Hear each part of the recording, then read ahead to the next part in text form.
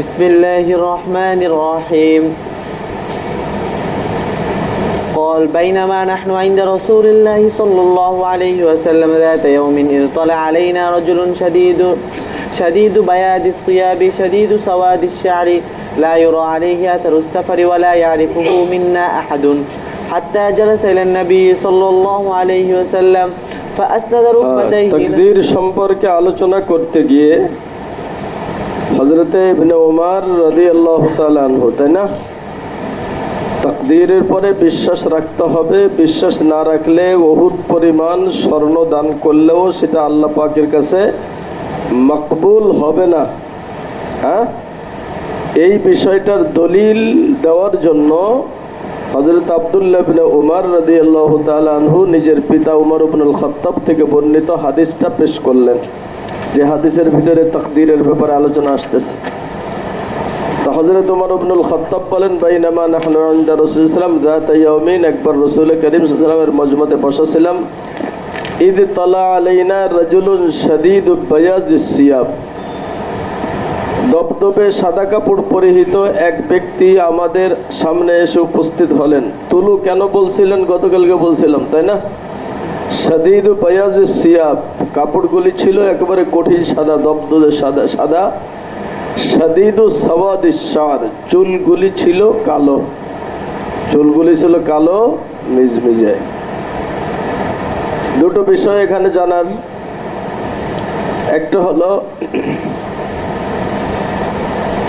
জিবরিল আমিন আসছিলেন কেন? দিন শিখাইতে। কি শিখাইতে? শেষে এসে খবর আসতেছে যে আতাকুম ইউআল্লিমুকুম দীনাকুম, তিনি আসছিলেন তোমাদেরকে কি শিখাইতে? দিন শিখাইতে। এবং সাহাবায়ে কেরাম রাদিয়াল্লাহু তাআলা আনহুমের মনের ভিতরে কিছু বিষয় উদয় হচ্ছিল। লা তারফাউ আসওয়াতাকুম ফাওকা সাউতিন নবী আয়াতে কারিমা নাযিল হলে সাহাবায়ে কেরাম অনেক জরুরি জরুরি জিনিসগুলিও নবীজির কাছে জিজ্ঞাসা করতে দ্বিধাদ্বন্দ্ব করতেন। কেন? কথা বোঝে নাই কেন? যদি আনতাহবাতা আমালুকুম, যে তোমাদের আমল কি হয়ে যাবে? বাতিল হয়ে যাবে, এই ভয়ে প্রশ্ন করতেন না। তবে আকাঙ্ক্ষা থাকতো সাহাবায়ে কেরাম, আমাদের মনের এই প্রশ্নগুলি যদি কোনো গ্রাম্য ব্যক্তি এসে জিজ্ঞাসা করত তাহলে আমরাও বুঝতে পারতাম। আদাবের সাথে প্রশ্ন করা এটা যে অন্যায় না, এটা যে অপরাধ না, এটা তালিম দেওয়ার জন্যই মূলত জিবরিল আমিনকে পাঠাইছিলেন। তাহলে এটা ইলমের মজলিস ছিল না? কিসের মজলিস ছিল? এই দেখেন, কিতাবের পরে হাত দুইটা দিয়া বালিশ বানাইয়া সুন্দর করে ঘুমাচ্ছে। কিতাব নিয়ে দাঁড়ায় যান, আপনি কিতাবের পরে সওয়ার হবেন কেন? কিতাব আপনার পরে সওয়ার হোক। হাত দুইটা কিতাবের পরে সুন্দর করে দিয়ে বালিশ বানায় ঘুমাইতেছে নির্বিঘ্নে। হ্যাঁ, তো এখানে যেটা, এটা ছিল তালিমের মজলিস। কি ছিল? তালিমের মজলিসের আদাব উলামায়ে কিরাম মুহাদ্দিসিনে কিরাম যেটা বর্ণনা করেছেন জিবরিল আমিনের থেকে শিক্ষণীয়, সেটা হলো পোশাক পরিচ্ছদ একেবারে পরিষ্কার পরিচ্ছন্ন হতে হবে। শাদীদু বায়াজিস সিয়াব মানে কি? দবদবে সাদা, তার মানে একেবারে পরিচ্ছন্ন পোশাক হতে হবে। শাদীদু সাওয়াদিস শার, চুলগুলি কালো ছিল, তার মানে পরিপাটি ছিল। তার মানে কি ছিল? পরিপাটি ছিল। বিন্যস্ত অবস্থাতে ইলমে দ্বীন অর্জন করতে হবে। ইলমে দ্বীন উঁচু মানের জিনিস, এটা উঁচু মানের আখলাকওয়ালা ব্যক্তিরাই গ্রহণ করতে পারে। ভাই বুঝে আসছে বিষয়টা? উঁচু মানের ব্যক্তিদের আদর্শ হলো সুন্দরভাবে পরিপাটি হয়ে পরিচ্ছন্ন হয়ে কি করা? থাকা। তো ইলমের আদাব এইটা। এখানে সিয়াবটা বহুবচন আনছে, দেখছেন নাকি? শাদীদু বায়াজিস সিয়াব, তার অর্থ হলো মাথার থেকে নিয়ে পা পর্যন্ত যেই পোশাকগুলি ছিল সবই সাদা ছিল। শাদীদু সাওয়াদিস শার, এখানে শারকে আনছেন ওয়াহিদ। হ্যাঁ, বহুবচন আনেন। তার মানে মুহাদ্দিসিনে কিরামগণ বলেন যে ওনার সব চুলগুলি কালো ছিল না, কিছু কিছুগুলি কি ছিল? সাদা ছিল। তো যেগুলি কালো ছিল সেগুলি খুব মিজমিজে কালো ছিল। আর কিছু যে সাদা ছিল এটা বোঝানোর জন্যই শারকে ওয়াহিদ আনছেন। তার অর্থ হলো ইলমে দ্বীন শিক্ষা করার কোনো বয়স নির্ধারিত নাই। কি নাই? মিনাল মাহদি ইলাল লাহদি। কথা বুঝে না? ইলমে দ্বীন শিক্ষা করার বয়স মিনাল মাহদি, মাহাদুন মানে কি? হ্যাঁ, এই দুলনার কোল থেকে নিয়ে একেবারে সেই কবরের কোল পর্যন্ত। হ্যাঁ, দোলনা থেকে নিয়ে একেবারে কবর পর্যন্ত, মায়ের কোল থেকে নিয়ে কবরের কোল পর্যন্ত পূর্ণ সময়টা হলো ইলমে দ্বীন শিক্ষার বয়স। লা ইউরা আলাইহি আথারুস সফর, আগত ব্যক্তির উপরে কোনো সফরের নিদর্শন পরিলক্ষিত হচ্ছিল না। ওয়ালা ইয়ারিফুহু মিন্না আহাদুন, আবার আমাদের কেউ চিনছিলও না। কেন এই দুইটা কথা বললেন? লা ইউরা আলাইহি আথারুস সফর, সফরের কোনো চিহ্ন তার ভিতরে ছিল না। একজন মানুষ যদি দূরের থেকে আসে, সফরের একটা ক্লান্তি থাকে না? যত ভালোই কাপড় চোপড় পরে আসুক, এটা একটু ময়লা কুচলা এলোমেলো হয়ে যায়। যতই সুন্দর পরিপাটি হয়ে ঘরের থেকে বের হোক, বিন্যস্ত হয়ে বের হোক, সফর করলে এগুলি ঠিক থাকে না, অবিন্যস্ত হয়ে যায়। কি বলেন, হয় কি না? এখন এই ব্যক্তি যেভাবে পরিপাটি হয়ে আসছে সুন্দরভাবে, তাতে তার ভিতরে লা ইউরা আলাইহি আথারুস সফর, সে যে দূরের থেকে সফর করে আসছে এটা চেনা যাচ্ছিল না। আচ্ছা ঠিক আছে, দূরের থেকে যদি না আসে তাহলে তো আমাদেরই আশপাশের মানুষ হবে, কাছের মানুষ হবে। তো কাছের মানুষ যদি হয় তাহলে তো আমাদের চেনার কথা। কথা বুঝে নেই? কাছের মানুষ হলে কিসের কথা? চেনার কথা। কেউ না কেউ তো চিনবে। অথচ লা ইয়ারিফুহু মিন্না আহাদুন, আমাদের ভিতরে কোনো ব্যক্তি চিনছিল ও না। আমাদের ভিতরে কোনো ব্যক্তি চেনে নাই। হযরত ওমর রাদিয়াল্লাহু তাআলা আনহু সবার কথাটা এভাবে কেমনে বলে দিলেন? হ্যাঁ, এটা বলার কারণ দুইটা। এটা বলার কারণ কয়টা? আমিনুর রহমান, আমিনুল ইসলাম। হ্যাঁ, এটা বলার কারণ কয়টা? দুইটা। একটা হলো পরস্পরের ভিতরে পরবর্তীতে আলোচনা হয়েছে যে কেউ চেনে না। হ্যাঁ, আপনাদের এখানে কোনো মেহমান আসলো, তো নিজেরা আলোচনা করলেন তোমার কেউ কেনা, তোমার কেউ কেনা, তোমার কেউ কেনা, দেখা গেল কারোর না। এই আলোচনার কারণে উনি এই কথা বলছেন। আর একটা হলো কোনো আলোচনা হয় নাই,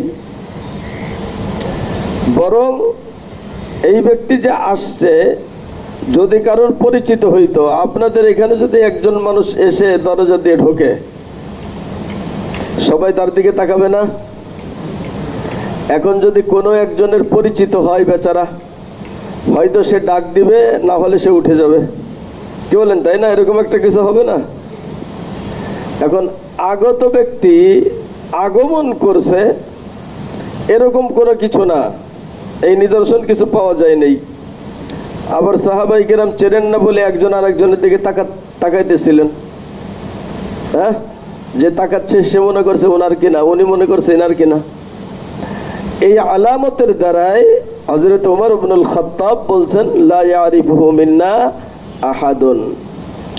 বেচারা চলে আসলেন আমাদের মজমাতে, হাত্তা জালাসা ইলান নবী সাল্লাল্লাহু আলাইহি ওয়াসাল্লাম ফাসনাদা রুকবাতাইহি ইলা রুকবাতাইহি। এই ব্যক্তি এসে একেবারে নবী করিম সাল্লাল্লাহু আলাইহি ওয়াসাল্লামের কাছে এসে হাঁটুর সাথে হাঁটু মিলাইয়া বসলেন। ইসনাদ, রুকবাকে ইসনাদ করলেন আর এক রুকবার দিকে। তার মানে কি, এই হাঁটু নামাজের সূরাতে নবীজি বসাছিলেন, এই বেচারাও নবীজির হাঁটুর সাথে তার দুইটা হাঁটুকে মিলাইয়া কি করলেন? বসে গেলেন। হ্যাঁ ভাই, বুঝে আসছে? এটা হলো ফাসনাদা রুকবাতাইহি ইলা রুকবাতাইহি ওয়া ওয়াযআ কাফাইহি আলা ফাখিদাইহি, এবং তার দুই হাতকে তার দুই রানের উপরে রাখলেন। ওয়া ওয়াযআ কাফাইহি আলা ফাখিজাইহি, হ্যাঁ, তার হাতকে কি করলেন? কথা বোঝা নেই। তার হাতকে কোথায় রাখলেন? তার হাঁটুর উপরে রাখলেন। এটা হলো এখানকার তরজমা। তার হাতকে তার হাঁটুর উপরে রাখলেন, এটাই আদব। এটা কি? কিন্তু নাসাইর রাওয়ায়াতের ভিতরে আসছে ওয়াওয়াযা কাফাইহি আলা ফাখিযাইন নবী সাল্লাল্লাহু আলাইহি সাল্লাম। কথা বোঝে নাই? এই ব্যক্তি তার হাতকে রাসূলের রানের উপরে রাখলেন। এই ব্যক্তি তার হাতকে, আপনাদের এইখানেও ইশারা করছে এদিকেই। দেখেন পিছনে একটা চিহ্ন আছে না, দুই দেওয়া আছে না? কথা বোঝে নাই? আগের থেকে আসেন। আসনাদা রুকবাতাইহি ইলা রুকবাতাইহি। প্রথম রুকবাতাই কার হাঁটু? আগত ব্যক্তির। আর ইলা রুকবাতাইহি মানে, তাহলে এই চিহ্নটা যেইটার নিচায় ওই হাঁটুটা কার? রসুলের। ওনার হাঁটুটা রসুলের হাঁটুর সাথে মিলাই রাখলেন। এরপরে তাকান, ওয়াওয়াযা কাফাইহি, তার দুনো হাত দুনো কাফ কার? আগত ব্যক্তির। আলা ফাখিযাইহি, এর নিচে আবার একটা চিহ্ন আছে না, আগের চিহ্নের সাথে মিল আছে না? তার মানে কার রানের উপরে? এখানে যদিও নাসাইতে আসছে ওয়াযা কাফাইহি আলা ফাখিযাইন নবী সাল্লাল্লাহু আলাইহি সাল্লাম, এখানে যদিও নাই, কিন্তু এখানের ভিতরে ইমাম নববী যে চিহ্নটা দিয়ে দিয়েছেন, এই চিহ্নটাতে বুঝে আসে যে উনি হাত রাখছেন রসুলের রানের উপরে। এটা তো মজমা হিসেবে আদবের খেলাফ। আদবের খেলাফ কিনা? একজন অপরিচিত ব্যক্তির গায়ে গিয়ে হাত দেওয়া, রানে হাত রাখা, এগুলো অপছন্দনীয় না? উলামায়ে কেরাম, মুহাদ্দিসিনে কিরামগণ এটার ভিতরে তাতবিক দিয়েছেন এভাবে। আগত ব্যক্তি প্রথমে এসে ওয়াযা কাফাইহি আলা ফাখিযাইহি, নিজের রানের উপরেই রেখেছিলেন, নিজের রানের উপরে হাত রেখেছিলেন।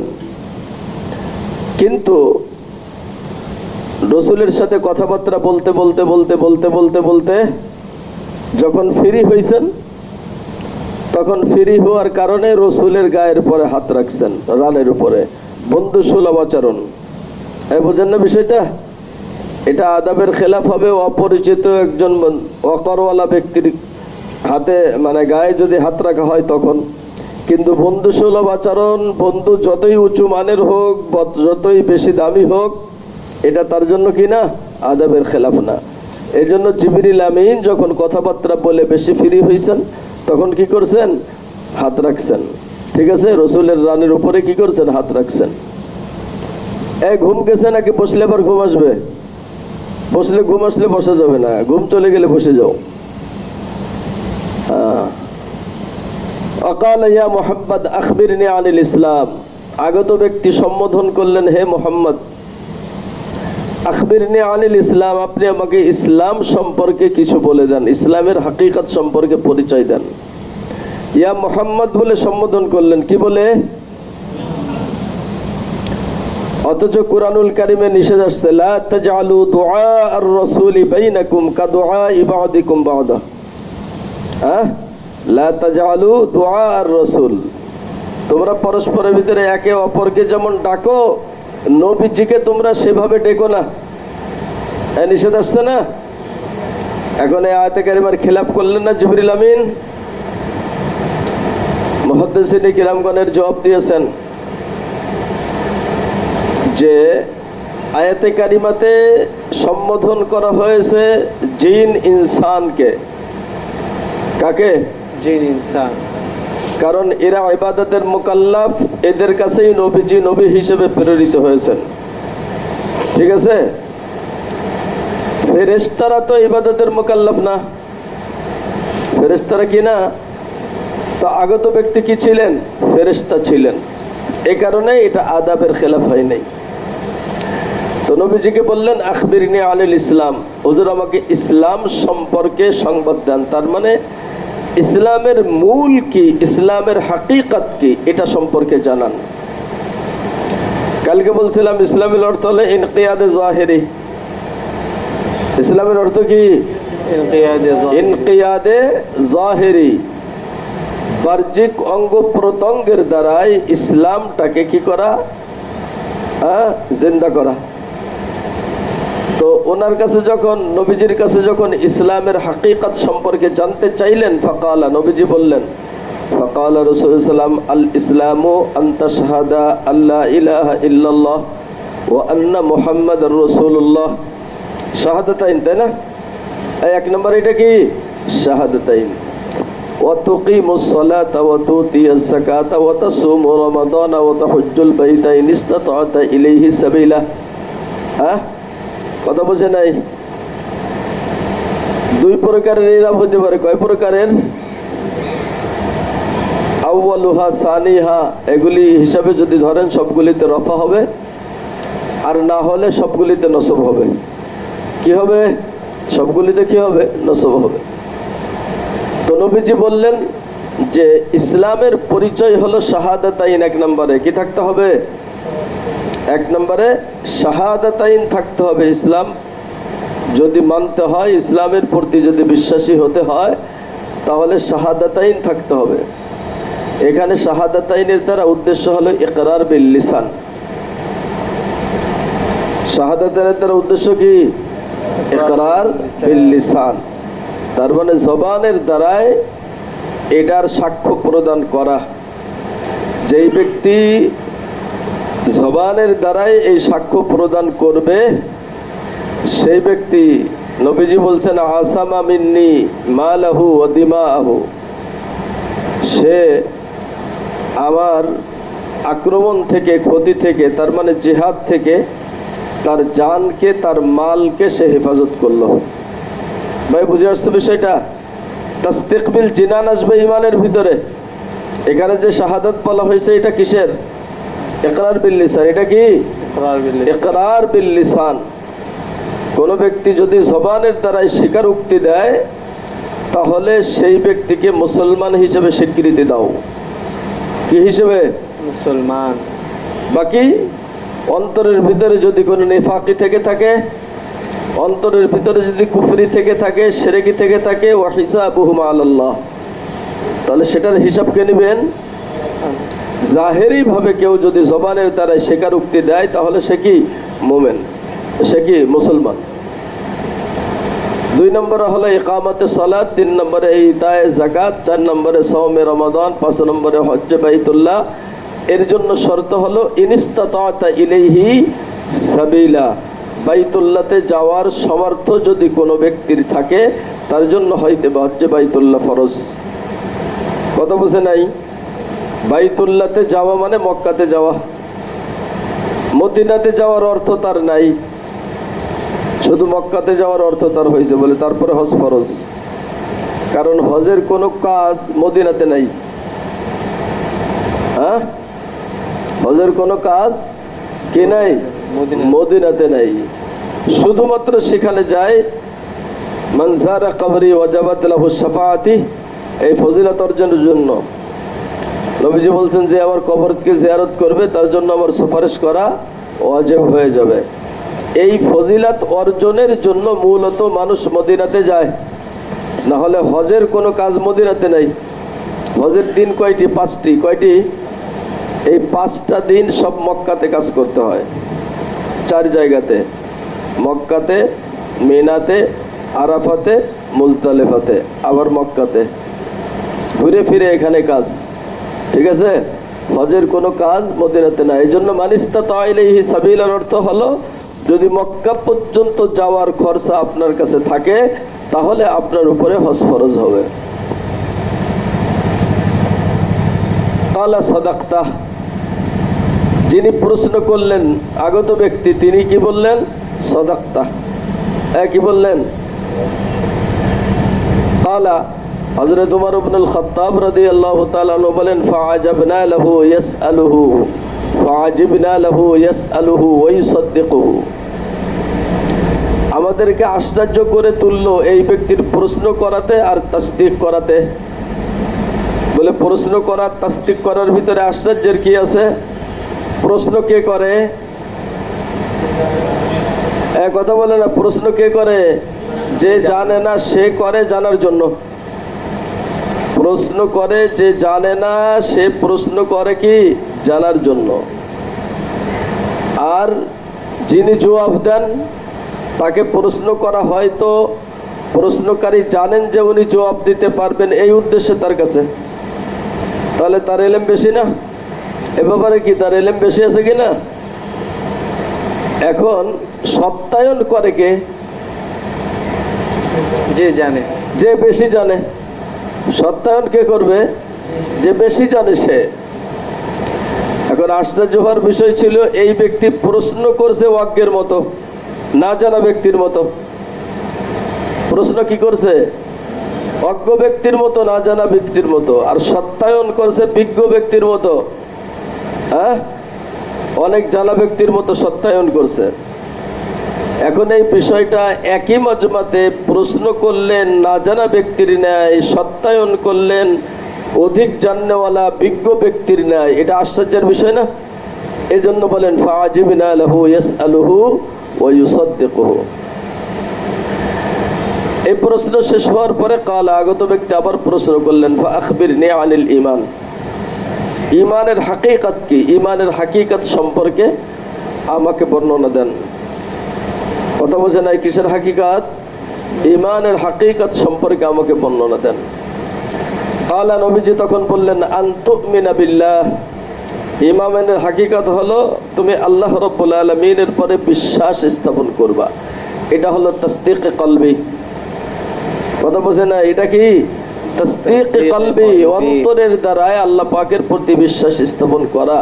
ওয়া মালাইকাতিহি, ফেরেশতাদের প্রতি বিশ্বাস স্থাপন করা, ঈমান আনা। ওয়া কুতুবিহি ওয়া রুসুলিহি, সমস্ত আসমানি কিতাব সমূহের প্রতি, সমস্ত রসুলদের প্রতি। ওয়াল ইয়াউমিল আখিরি, আর আখিরাতের প্রতি। ওয়া তুমিনা বিল কদরি খাইরিহি ওয়া শাররিহি, আর তাকদীরের প্রতি, তাকদীরের শার আর তাকদীরের খায়ের, এটার প্রতি কি রাখা? বিশ্বাস স্থাপন করা। কালা সাদাকা, আগত ব্যক্তি বললেন সাদাকতা, এবারও যা বলছেন তা সত্য বলছেন।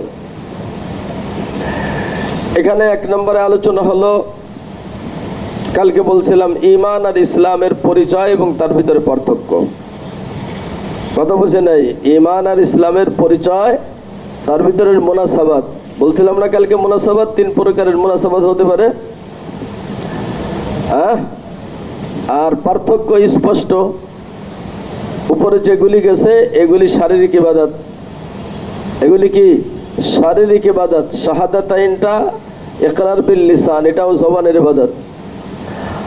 আর এখানে যেগুলি বলা হয়েছে এগুলি হলো সব তাসদীকে কলবি। অন্তরের দ্বারাই কি করবে? বিশ্বাস স্থাপন করবে। অন্তরের দ্বারাই বিশ্বাস স্থাপন করবে। অন্তরের দ্বারাই যেটা মানবে এটা হলো ঈমান। আর অঙ্গ প্রত্যঙ্গের দ্বারাই যেটা আঞ্জাম দিবে সেটা হলো কি? ইসলাম। সেটা হলো ইসলাম। তো এখানের ভিতরে এই হাদিসখানা কেন আনা হয়েছে? হযরতে ইবনে ওমর রাদিয়াল্লাহু তাআলা আনহুমা এখানে হাদিসখানা আনছেন কেন? তাকদীরের ব্যাপারে। কিসের ব্যাপারে? তো ঈমানের ভিতরে তাকদীর আছে কিনা? ওয়া তুমিনা বিল কদরি খাইরিহি ওয়া শাররিহি। এই বুঝছেন মূল বিষয়টা। এখানের ভিতরে হাদিসখানা এনেছেন এজন্য যে মাবাদে জোহানি তাকদীর সম্পর্কে যে ভিন্ন মতবাদ আবিষ্কার করছে বসরাতে। কোথায়? বসরাতে ভিন্ন মতবাদ আবিষ্কার করছে। এই মতবাদী বিশ্বাসী মানুষের কোনো প্রকারের আমল গ্রহণযোগ্য হবে না, ঈমানও থাকবে না, যদি তাকদীরের পরে তাদের বিশ্বাস না থাকে। কি না থাকে? তো এইটার দলিল হিসেবে হলো এই হাদিস খানা পেশ করলেন। আগত ব্যক্তি বললেন সাদাকতা, আপনি যা বলছেন তা সঠিক বলছেন। কালা ফাআখবিরনি আনিল ইহসান, তাহলে আমাকে ইহসান সম্পর্কে কিছু বলেন। কথা বোঝে নাই? কি সম্পর্কে? ইহসান কাকে বলে? কথা বোঝে নাই? ইহসান কাকে বলে? বলে ইহসানের এক অর্থ হলো আত-তারাহুম, দয়া করা। ইহসানের এক অর্থ কি? আর তারাহুমু দয়া করা, যেমন কুরআনুল কারিমে আছে ওয়াবিল ওয়ালিদাইনি ইহসানা। এখানে ইহসান কিসের অর্থে ব্যবহার হয়েছে? হ্যাঁ, কথা বুঝে নাই, কিসের অর্থে? দয়ার অর্থে ব্যবহার হয়েছে। ইহসানের আর এক অর্থ হলো জুদাত, সৌন্দর্য। হ্যাঁ, কি সুন্দর।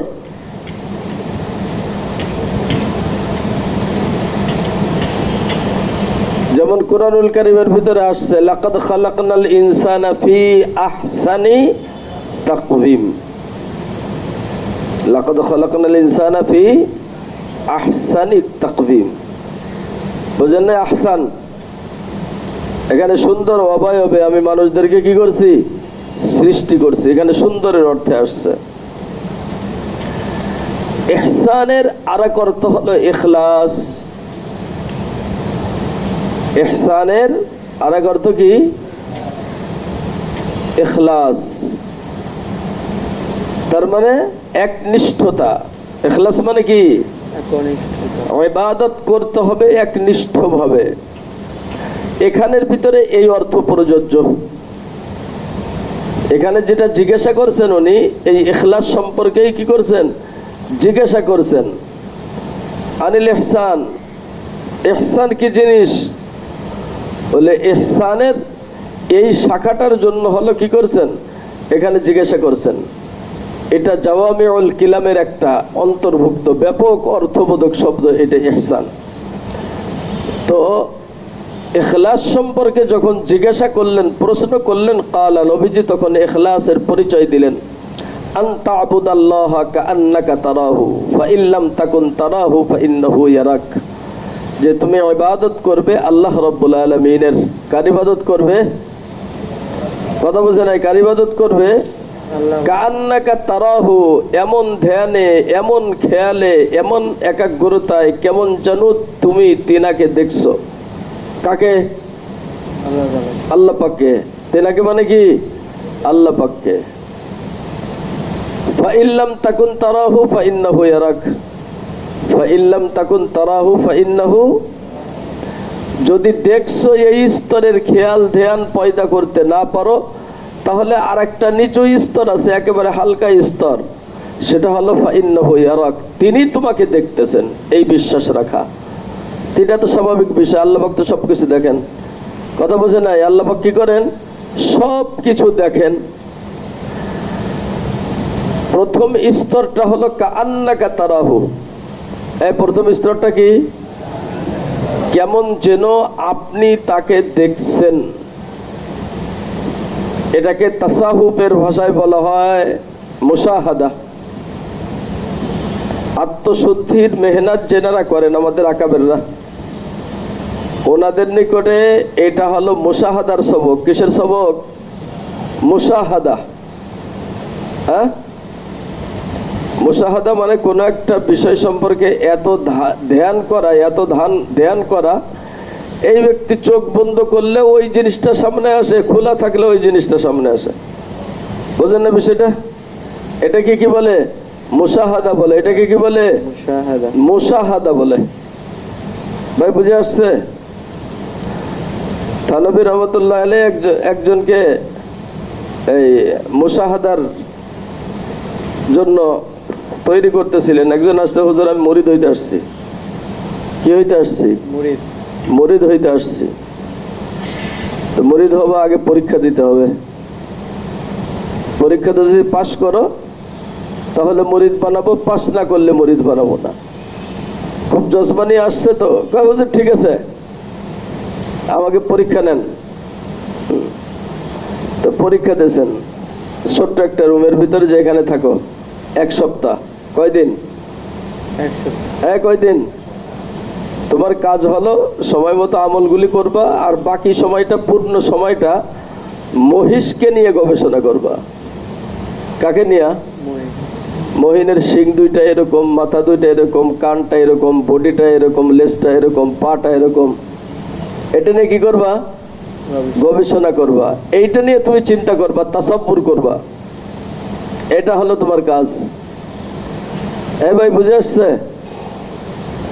তো ঠিক আছে হুজুর, তো বেচারা ওখানে থাকে, সময় মতো জ্বালানা দিয়ে খাবার দাবার সাপ্লাই দেয়, খাওয়া দাওয়া করে, ওখানে মুশাহাদা করে, হ্যাঁ, এটা নিয়ে তাসাব্বুর করে।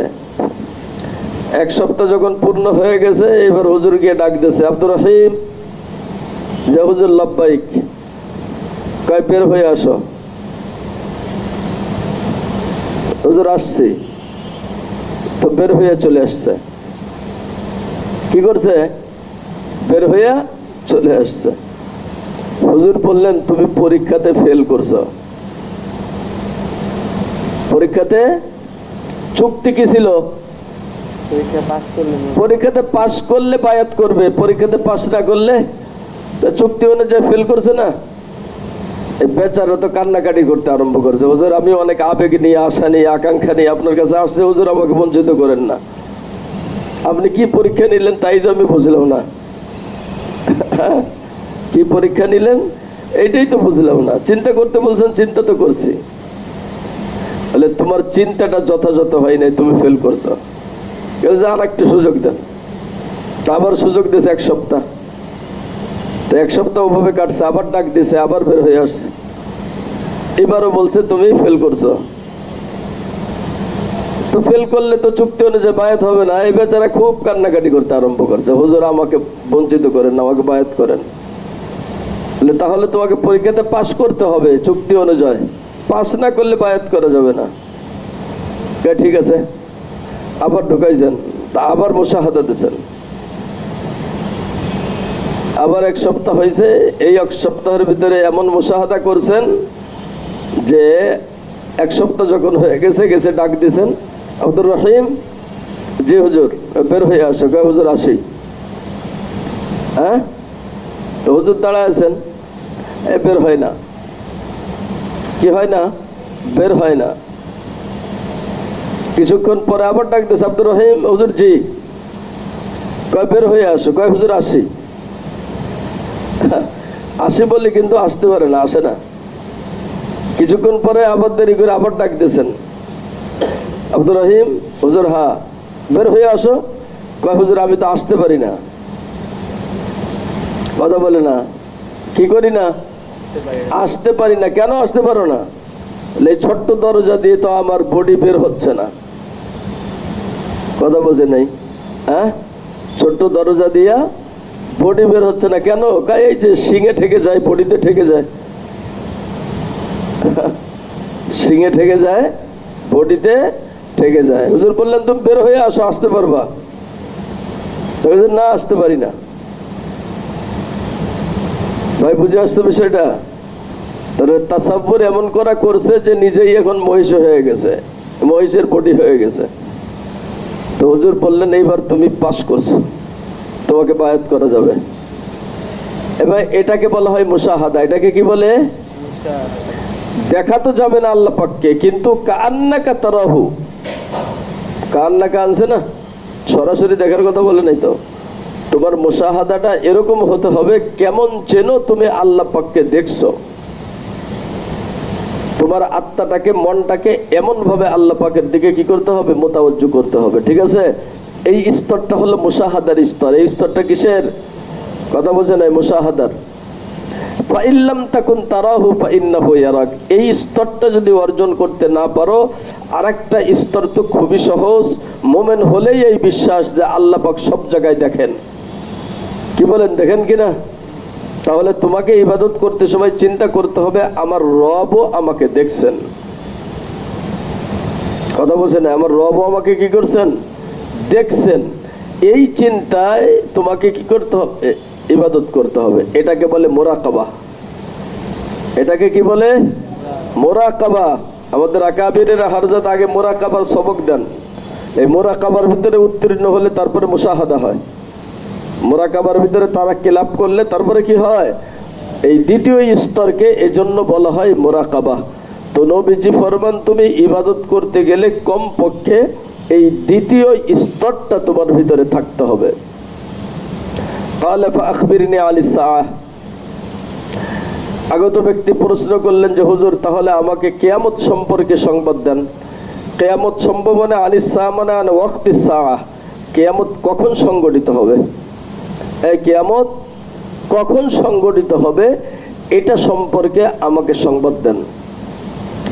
কালা, নবীজি বললেন, মাল মাসউলু আনহা বিআলামা মিনাস সাইল, মাল মাসউলু আনহা বিআলামা মিনাস সাইল। মাসউল আনহা তার মানে জিজ্ঞাসিত ব্যক্তি, যাকে জিজ্ঞাসা করা হয়েছে। মাসউল আনহা মানে কি? যাকে কি করা হয়েছে? জিজ্ঞাসা করা হয়েছে। মাসউল আনহা বিআলামা মিনাস সাইল, সাইলের থেকে অধিক জাননেওয়ালা না। জিজ্ঞাসিত ব্যক্তি জিজ্ঞাসাকারীর থেকে অধিক জাননেওয়ালা না। তার মানে কি? জিজ্ঞাসাকারী বেশি জানে?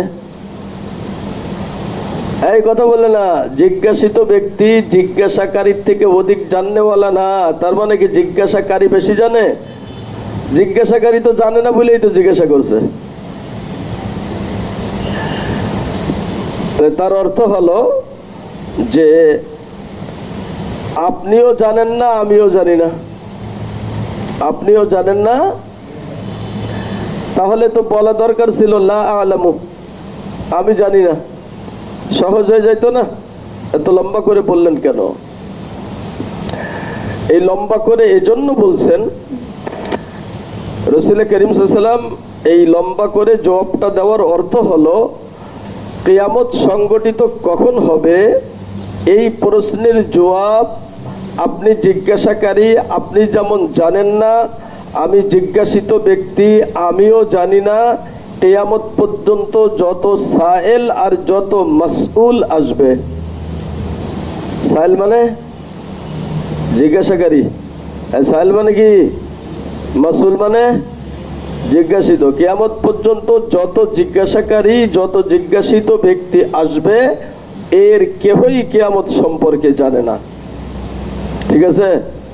এইটা বোঝানোর জন্য লা আ'লামু না বলে মাল মাসউলু আনহা বিআলামা মিনাস সাইল বলে জবাব দিয়েছেন। শুধু আপনি জিজ্ঞাসাকারী, আমি জিজ্ঞাসাকৃত ব্যক্তি এ সম্পর্কে অজ্ঞ এটা নয়, বরং সমস্ত জিজ্ঞাসাকারী, সমস্ত জিজ্ঞাসিত ব্যক্তি কিয়ামত পর্যন্ত সকলেই কিয়ামত কখন কায়েম হবে এ সম্পর্কে অজ্ঞ, এ সম্পর্কে জানে না। কেন? ইন্নাল্লাহা ইনদাহু ইলমুস সাআ, কিয়ামত কখন সংগঠিত হবে এই ইলম একমাত্র কার আছে? আল্লাহ পাকের আছে।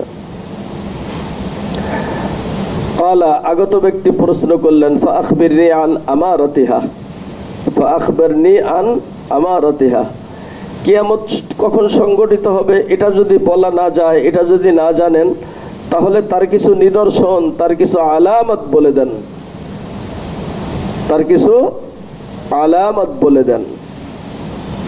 কিয়ামতের আলামত দুই প্রকার। এক কথা বোঝে নাই? কিয়ামতের আলামত কয় প্রকার? কিছু আছে আলামতে সুগরা, কিছু আছে কি আলামতে সুগরা, আর কিছু আছে আলামতে কুবরা। হ্যাঁ, তো এখানে আলামতে সুগরা গুলির বর্ণনা এখানে দিয়েছেন। আলামতে কুবরা গুলি কোরআন হাদিসে বহু আসছে। সূর্য পশ্চিম আকাশ থেকে উদিত হবে, দাব্বাতুল আরদ, সাফা পাহাড় থেকে একটা জন্তু বের হবে যে গোটা পৃথিবী কি করবে? ভ্রমণ করবে।